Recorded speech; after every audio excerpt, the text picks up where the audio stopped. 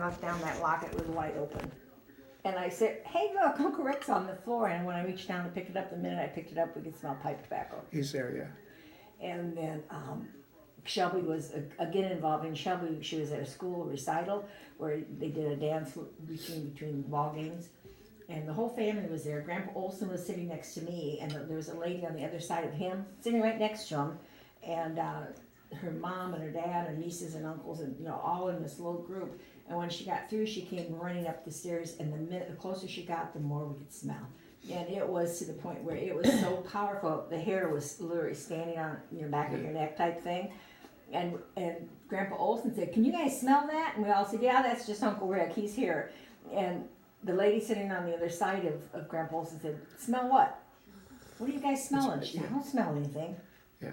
Now, the most common time you'll actually smell something from a person who's passed is at the funeral as you're driving in a limousine to the burial ground, because the spirit will come back and say, "I'm okay, I'm in heaven, I'm healed, or I'm healthy, everything's happy. Celebrate my life, don't be sad, don't cry for me," because they're there trying to cheer you up. My husband did that to my son. But you know what I think, okay, for my father, I cry because I miss him so much. I can't touch him or feel him. Yeah, but they're around. But the thing is, just talk to them. They will receive. I do. And they hear you. They don't have to be in the room. But I'm still sad because I want to touch him. I want to feel him. Yeah. Do you have vivid dreams about him? Never. No.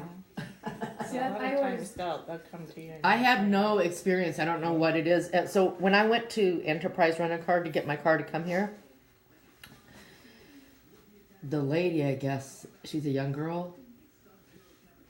She was like, where are you going? And I said, I'm going to go to the Masonhouse Inn. She goes, oh, that sounds nice.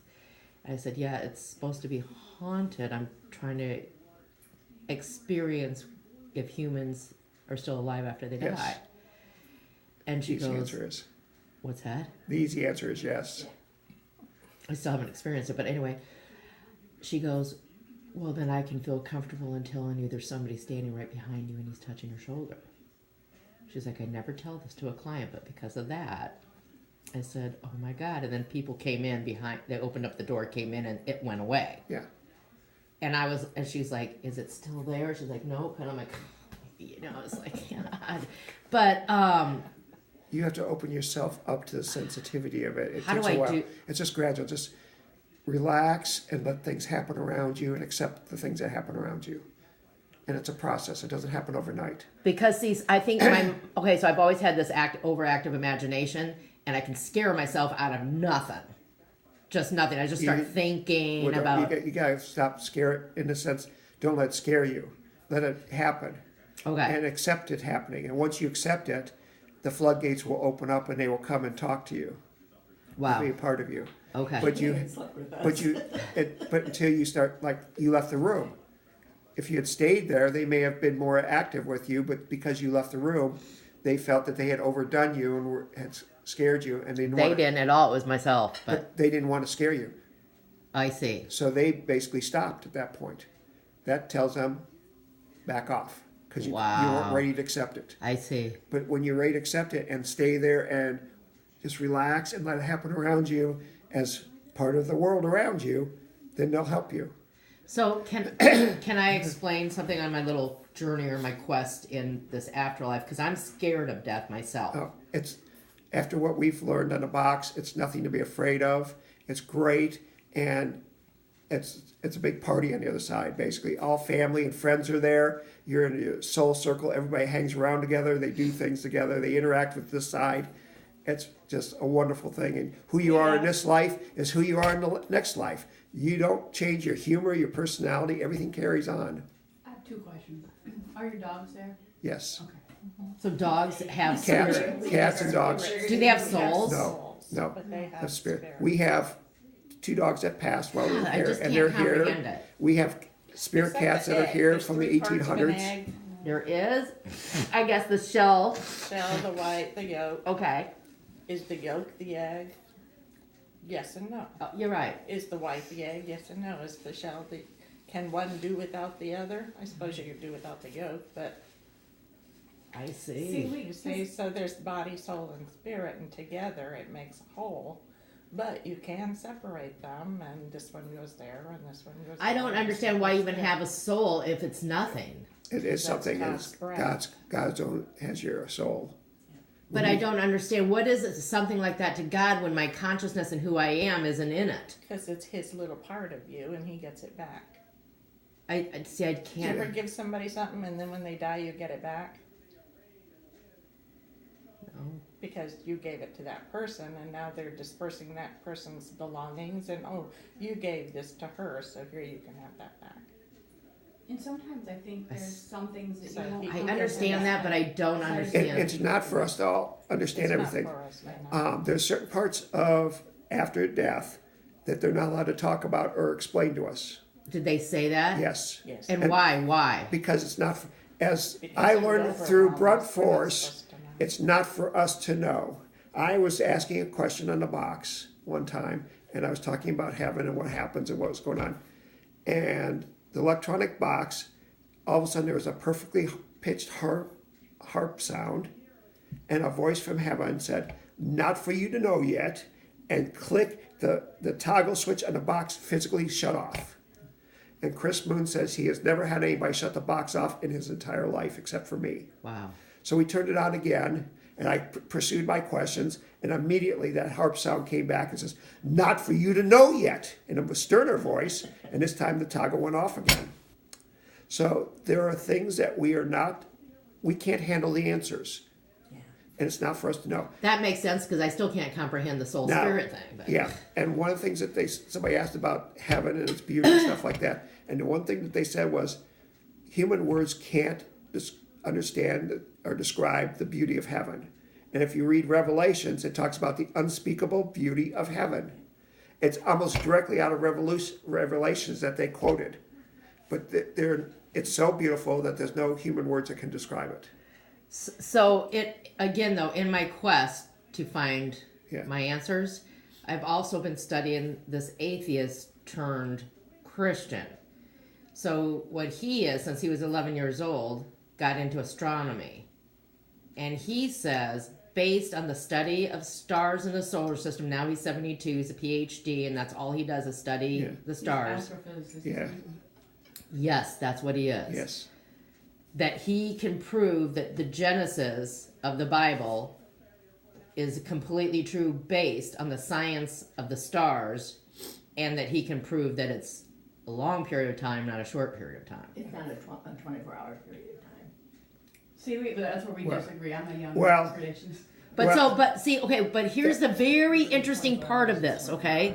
This kind of goes into what we're talking about. That's tertiary. I always His call that science tertiary. studies. That's not important. I When mean, you it's important, study but the it's not stars, you're important. studying light years away, so you're studying history back. You're seeing the past. You're seeing the past. And he says that they have a telescope that can go all the way back to the Big Bang. But That is what his name is, Dr. Ross Hughes. Have you heard of him? Nope. But I studied under an astrophysicist in college. I was a physics minor. Okay, wow. So this guy is blowing me away with everything that he has to say about the Bible being true, verifying my faith that the Bible isn't just a book, that it's actually the Word of God. And they've actually, things that they have said come out of the Bible. So, You also have to remember, the Bible was written by man, Over a inspired by, long period of time. inspired by Yeah. God. yes. It wasn't just this book, here you go. Right. And But see, what some- I'm trying to and say some is of this astrophysicist, before he studied the Bible, he studied the Quran, the Torah, the Hindu, he didn't say. And when he got his hands on the Bible, because he was an atheist, instantly, he said, it made total sense to me. And he said, now that made me want to go back and research more of my work in the stars, because I can actually, per the book of Genesis chapter 1 and 2, prove, based on the stars, that all that is true. Now, inspired means in spirit. Yeah. It's from the spirits. Yeah. That's where the word comes And from. they're actually, down through Really? time, they have taken books out of the Bible if they didn't like what they have said. Yeah. Yeah. It's not, there are other books that were written at the same time Yeah. period.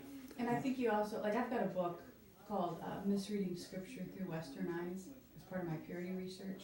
on the purity movement that I'm doing that stuff. Yeah. I think I told you about that. And that's really interesting, like how we read the scripture based on the culture. in which Yes. it was written. Yeah. Now the other thing, I'm a science guy, and we live in a three-dimensional time I'm and a space. science person. I love science. But we live in a three-dimensional time and space. Yes. Once you pass the other side, three-dimensional isn't. time and space doesn't exist. Right. They're in dimensions 6, 8, 10, beyond that. They are able to do things, and time means nothing to them. Yeah. When they say they're going to do something tomorrow, that tomorrow may be 6 months away, a year away, or could be seconds away. Right. It's not literal to us. Yes. And a Now- day is like 1,000 years. It Yes, says that that's in the somewhere. Bible. Yeah. That's because there's no time. Right. Now, one of the things that we see is solid objects coming through brick walls in here. Really? And Can I see it, Well, please? no, I'm and inviting you to now, do that. Now, one of the things that we asked was, how do you manipulate concrete items through physical things? And they said very easy, because in our dimensions, multi-dimensions, those walls don't exist. So we're just moving things through space. You see them in your three-dimensional space as going through walls that really don't exist in our time and space. Wow. Are you still a sex, a female or a male, or are you just you with no sex? You have who you are. Identify with who you were. Yeah, you identify with who you are. If you show yourself as an apparition, it's who you were. So people can identify you and things I like see. that. That's for the humans, right? Yes. Now, there's no relationship of marriage on the other side. You have soul circles and relationships, but you're not bound to each other like a marriage. There's no sexual. No, No. none of that. That's a So human so thing. so That's here, human thing. Here's a yeah. So that's why I wonder with transgenders or gay people, maybe they jumped into the wrong box. No, well, Okay, that's a has different to do with story. The whole reincarnation thing. It's not which reincarnation. They don't call reincarnation. They call it life experiences. And some people sign up for a certain life experience, and so they're here to experience that. And sometimes they come back too fast, and they remember being the other gender, and it kind of confuses them. They've lived before. yes, Because but as a it- different it- sex. And they- Imagine That's the explanation Marilyn for that. Monroe Yes, they was came back like too soon. the ultimate woman's woman, and she loved being a woman, and if she came back right away as a man, it's like, wait a minute, That was a I'm mistake. supposed to Well, be a woman. yeah, because your subconscious all of a sudden starts Yeah, shooting get out confused. thoughts of the past, not on purpose, but it does, and it confuses you. So have you heard of Dr. Ian Dunbar? No. Oh, not Ian Dunbar. I'm sorry, Dr. Oh my God, what was his name? Ian Stevenson. That's what it was. So he did a study of children of the ages of 6 and under, over 2,500 children that he could prove they lived before. So Yeah. there was an example of a child kept saying to his mom and dad, like, oh, that's what it was. He was sitting on his mom's lap, pointed at a picture in the newspaper and said, oh, that's ba ba ba ba. And his mom was like, wow, and that's a Japanese name, and you're only 3. How would you know that? Well, again, there's a couple things that are indicators. A child who learns how to play a piano at an early age and is a Sits master down at the musician. piano for a first Yeah. time and just plays a masterpiece, has played it before. That's somebody who's Yeah. experienced that before. Now, you got to realize that a lot of these people that come back for new experiences, Why wouldn't you call that reincarnation? it's reincarnation is a belief that you come back as a higher Yeah, being. you climb a ladder. You climb a ladder from And a each lower time you life come back, force to you're a higher higher and one to a higher. higher one. That's not, they said there's no such thing as that. Okay. You come back for different experiences as a person, as You're experiencing In hunger. other words, you don't come back as a cow. Yes. illness. Right. that's right. Yeah, reincarnation humans is the Indian culture where you come back as a higher being if you're good enough. And if Okay. you're bad, you go back down the ladder. Oh. That's reincarnation in I the true see. sense. There is no I such do. thing. I do respect all animals, so I could be a Hindu, but No, it's all right. but that does not happen. Okay. Sorry. You don't go from an animal to a person. That's kind of nice to know. But somebody told me they did a past life regression and they remember being a tree. Yeah.